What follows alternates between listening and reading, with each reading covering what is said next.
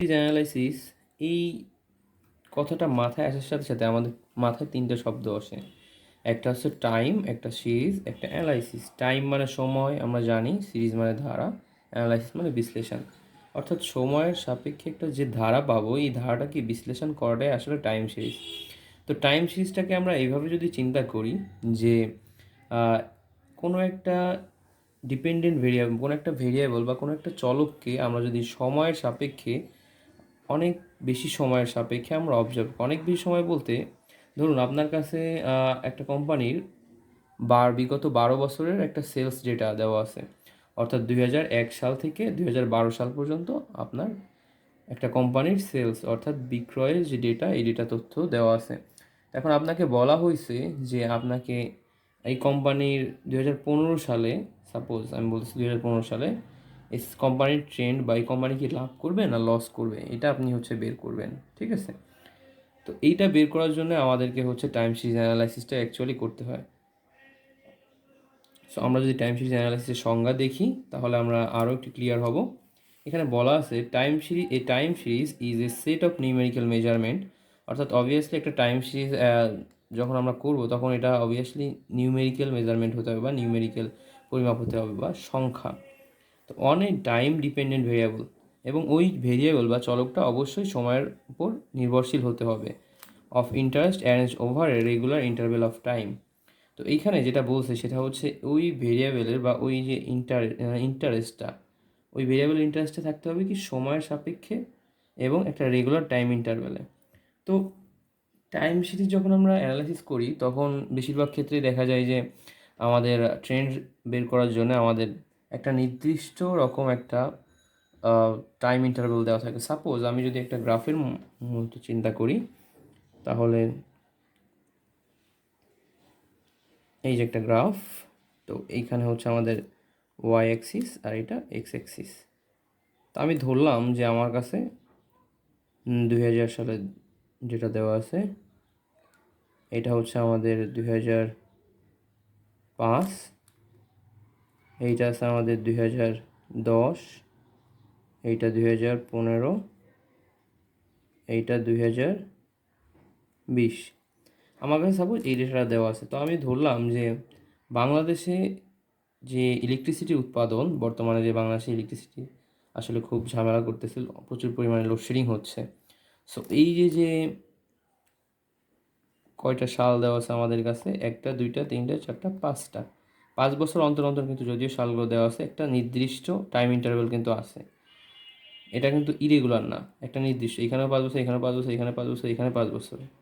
তো ব্যাপারটা 2000 সালে আমি ধরলাম আমাদের বিদ্যুৎ উৎপাদন ছিল এইখানে। 2005 সালে আমার উৎপাদন ছিল এইখানে, 2010 সালে এইখানে, 2015 সালে এইখানে, এবং 2020 সালে আমাদের উৎপাদন বেড়ে দাঁড়ায় এইখানে। তো আমি যদি এই জিনিসগুলোকে একসাথে মিলাই দেই ডটগুলোকে, তাহলে কি হয়, আমাদের গ্রাফটা কিন্তু ওপরের দিকে উঠতেছে। ঠিক আছে? তো ব্যাপারটা এরকম যে 2022 সালে বা 2025 সালে তাহলে কেমন হওয়ার কথা? অবভিয়াসলি উপরের দিকে যাওয়ার কথা। যেহেতু আমাদের ট্রেনটা উপরের দিকে গেছে, তার মানে আমার 2022 সালে এদিকে কোথাও একটা হওয়ার কথা, যদি আমাদেরকে ভবিষ্যৎ প্রেডিক্ট করতে বলা হয়। তো এখন টাইম সিরিজ অ্যানালাইসিসের কনসেপ্টটাই আসলে এরকম যে আমাদের ফিউচার প্রেডিক্ট করতে হবে, অর্থাৎ অতীতের তথ্যগুলো নিয়ে ভবিষ্যৎকে আমাদেরকে ফোরকাস্ট করা লাগবে বা ভবিষ্যৎকে প্রেডিক্ট করা লাগবে। তো এখন এই টাইম সিরিজ অ্যানালাইসিস করার জন্য আমাদের কিছু উপাদান রয়েছে যেগুলো ওতপ্রোতভাবে জড়িত, বা যে কোনো প্রত্যেকটা জিনিসেই তো কিছু কিছু উপাদান দিয়ে গঠিত।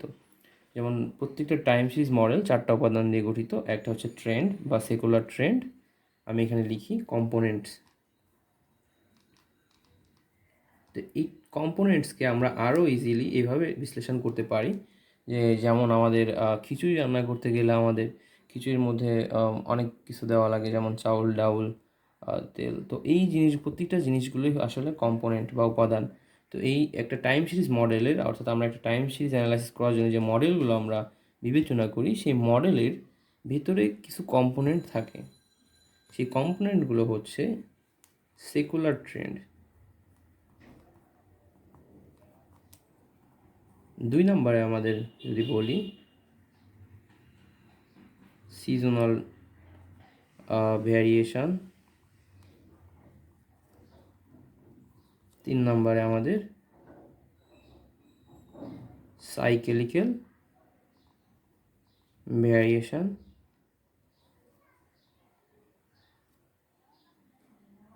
irregular or random variation. তো এই যে যে 4টা কম্পোনেন্ট আছে, এই 4টা কম্পোনেন্টের সাহায্যে 2টা টাইম সিরিজ মডেল তৈরি করা হয় বা 2টা টাইম সিরিজ মডেল হয়ে থাকে। যেমন একটা হচ্ছে অ্যাডিটিভ, আরেকটা হচ্ছে মাল্টিপ্লিকেটিভ। তো অ্যাডিটিভ শব্দটা, এই শব্দটা মাথায় আসার সাথে সাথে আমাদের মাথায় যেটা চলে আসে সেটা হচ্ছে যোগ, অ্যাডিশন থেকে অ্যাডিটিভ, আর মাল্টিপ্লাই থেকে মাল্টিপ্লিকেটিভ। তো এইটা হচ্ছে আমাদের গুণ। তো এই যে যে কম্পোনেন্টগুলো আছে প্রত্যেকটাকে একটা জিনিস দ্বারা প্রকাশ করা হয়। এটাকে সাপোজ টি, এটাকে হচ্ছে আমাদের এস, এটাকে সি, এটাকে আই। তো এই 4টা কম্পোনেন্ট যখন যোগ আকারে হয় তখন হয় আমাদের অ্যাডিটিভ মডেল, আর 4টা কম্পোনেন্ট যখন গুণ আকারে হয় তখন হয় আমাদের মাল্টিপ্লিকেটিভ মডেল। তো এখন যদি আমি প্রত্যেকটা কম্পোনেন্টকে একটু ভালোভাবে জানার চেষ্টা করি তাহলে আমি যেটা পাই সেটা হচ্ছে এই সেকুলার ট্রেন্ডকে আমরা 3 ভাগে ভাগ করতে পারি। একটা হচ্ছে আমাদের আপওয়ার্ড ট্রেন্ড, আরেকটা হচ্ছে স্টেবল ট্রেন্ড, আরেকটা হচ্ছে আমাদের ডাউনওয়ার্ড ট্রেন্ড। তো এখন এই যে 3টা ট্রেন্ড, এই 3টা ট্রেন্ডটা আসলে কেমন? তা আমি এখানে যে একটা গ্রাফ দেখাইছি, এই গ্রাফটা হচ্ছে একটা আপওয়ার্ড ট্রেন্ডের এক্সাম্পল হতে পারে। কারণ এই গ্রাফটা আমাদের কিন্তু ধীরে ধীরে উপরের দিকে উঠতেছে।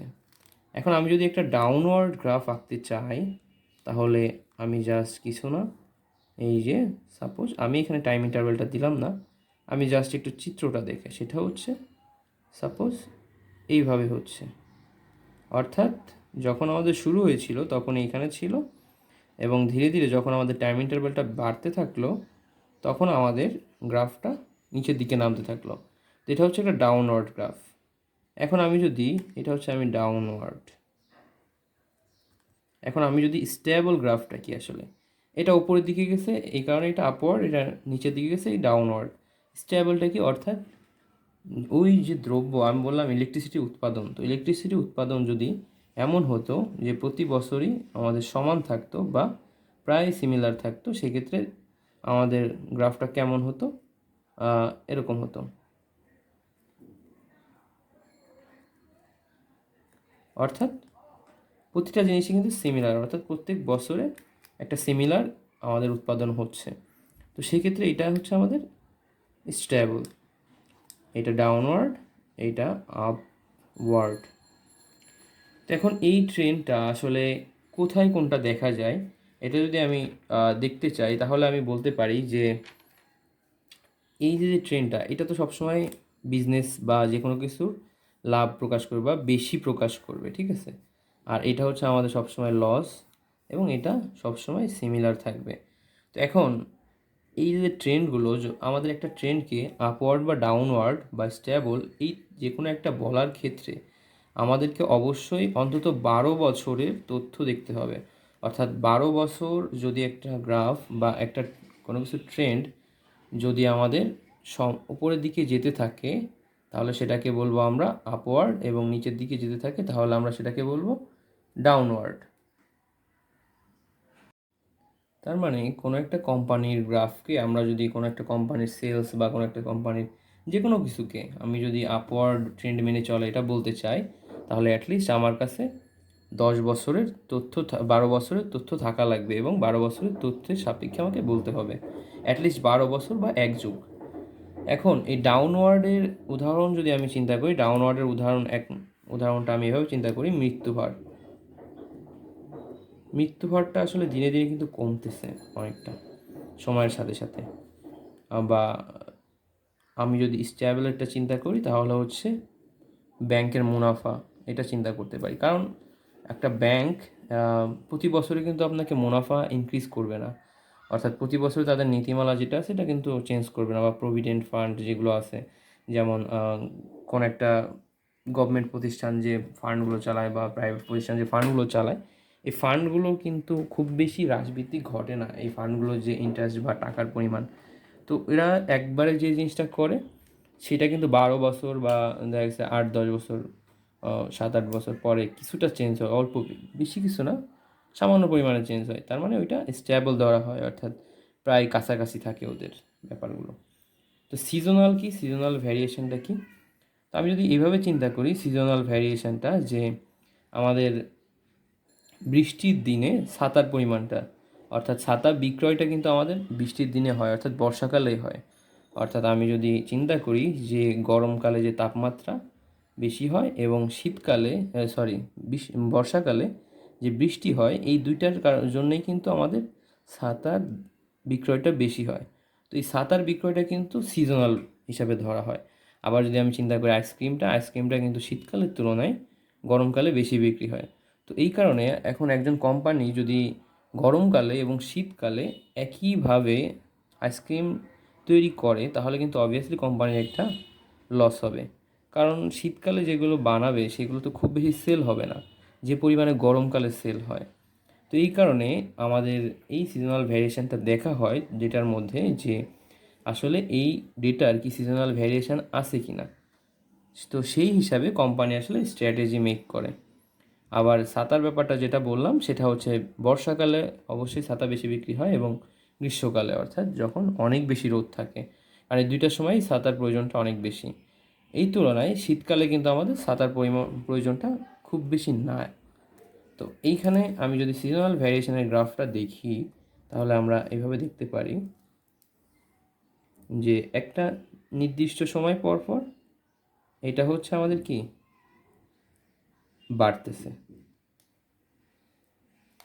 ঠিক আছে, তো আমি এইভাবে যদি চিন্তা করি যে এই গ্রাফটা অনেকটা কেমন, যে প্রতি একটা নির্দিষ্ট সময় পর পর এই বিক্রয় হারটা বাড়তেছে। অর্থাৎ এখানে যদি আমরা সবসময় চিন্তা করবেন, এই নিচে যে থাকবে এটা হচ্ছে সময় থাকবে, আর এইখানে একটা হচ্ছে যে কোনো একটা আমরা ভেরিয়েবল, সেটাকে আমরা এইখানে ওয়াই এক্সিসে দিয়ে আমরা হচ্ছে টাইম সিরিজ গ্রাফটা করব। তো এখন সিজনাল ভ্যারিয়েশনটা এটা চলে গেল। তো এখন আমি যদি চিন্তা করি যে তা আমাদের সাইকেলিক্যাল ভ্যারিয়েশনটি কি, সাইকেলিক্যালটা ব্যাপারটাও অনেকটা সিজনালের মতো। কেমন? সাইকেলিক্যালটা হচ্ছে একটা নির্দিষ্ট সময় পর পর ওই সেম জিনিসটা রিপিট হয়।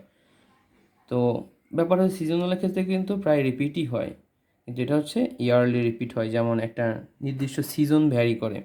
আর সাইকেলিক্যালটা কি একটা নির্দিষ্ট সময় বা কিছু কিছু সময় দেখা গেছে 1 বছর বা অধিক, তারও বেশি সময়কাল ধরে কোনো একটা প্রতিষ্ঠানের লাভ ক্ষতি, এই ব্যাপারগুলো হচ্ছে, মানে একবার লাভ হচ্ছে আবার কিছুক্ষণ পরে যে ওটা ডাউন হচ্ছে, অর্থাৎ লস হচ্ছে, এবং পুনরায় গিয়ে ওটা রিকভার হচ্ছে।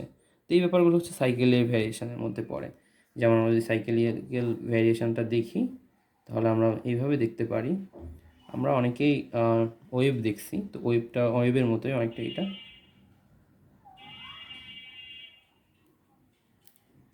তো ব্যাপারটা কি হচ্ছে, এখান থেকে শুরু হয়েছে, এখানে ডাউন হয়েছে, আবার আপ হয়েছে, এখানে ডাউন হয়েছে, আবার আপ হয়েছে, অর্থাৎ একটা নির্দিষ্ট সময় পর পর কিন্তু এটা উপরে উপরে নিচে উপরে নিচে হচ্ছে।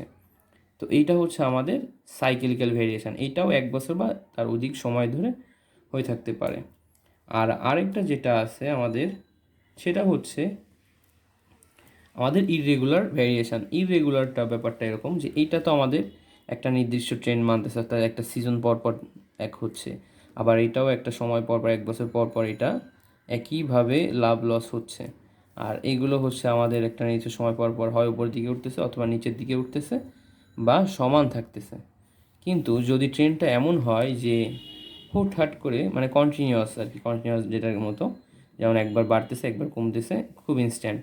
যেমন আমরা যদি কোনো একটা ইসিজি মেশিনের রিপোর্ট দেখি, তাহলে ব্যাপারটা কিন্তু এমন হয় যে একবার বাড়তেছে পালস, একবার কমতেছে, এরকম অনেক বেশি ফ্ল্যাকচুয়েট করতেছে। অর্থাৎ মিন এবং ভ্যারিয়েন্সটা অনেক বেশি ফ্ল্যাকচুয়েট করতেছে, একবার ডাউন হচ্ছে একবার আপ হচ্ছে। তো এই ব্যাপারগুলো যখন ঘটে সেগুলোকে আমরা ইরেগুলার ট্রেন্ড হিসেবে বিবেচনা করি। যেমন এটা যদি আমাদের ওয়াই অ্যাক্সিস হয়, এটা এক্স অ্যাক্সিস হয়, তো ব্যাপারটা এমন হতে পারে।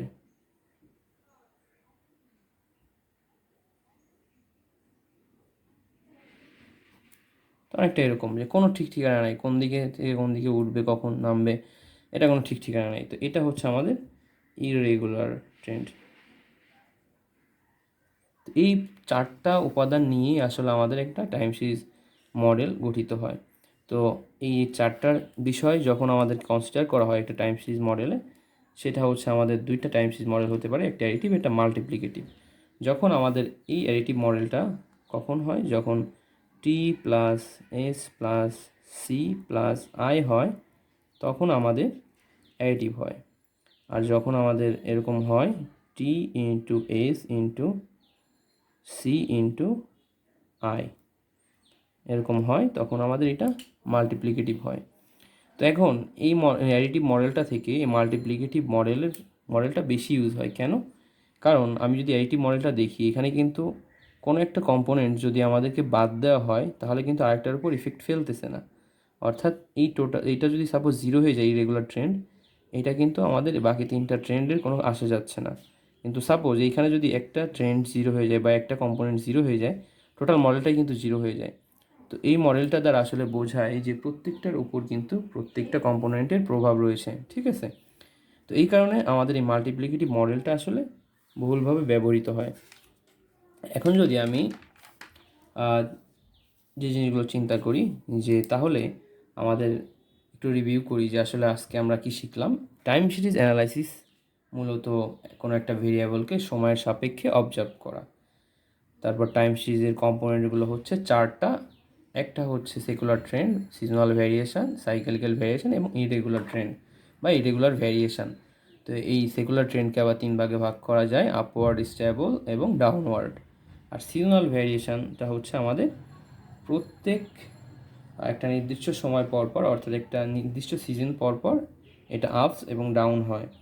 সাইকেলিক্যাল ভ্যারিয়েশনটা হচ্ছে একবার তার অধিক বছর সময়ে এই জিনিসটা রিপিট হয়।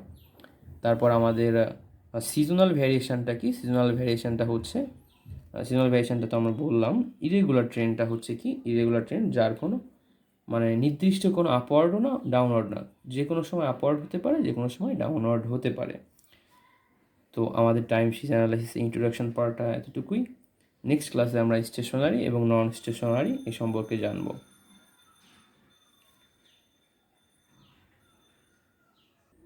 তাই এখনও যদি কেউ সাবস্ক্রাইব না করে থাকেন, অবশ্যই আমার চ্যানেলটা সাবস্ক্রাইব করবেন এবং ভিডিওটা শেয়ার করবেন। এবং আপনারা যে জিনিসগুলো শিখতে চান সেই জিনিসগুলো কমেন্টের মাধ্যমে জানাতে পারেন। ধন্যবাদ।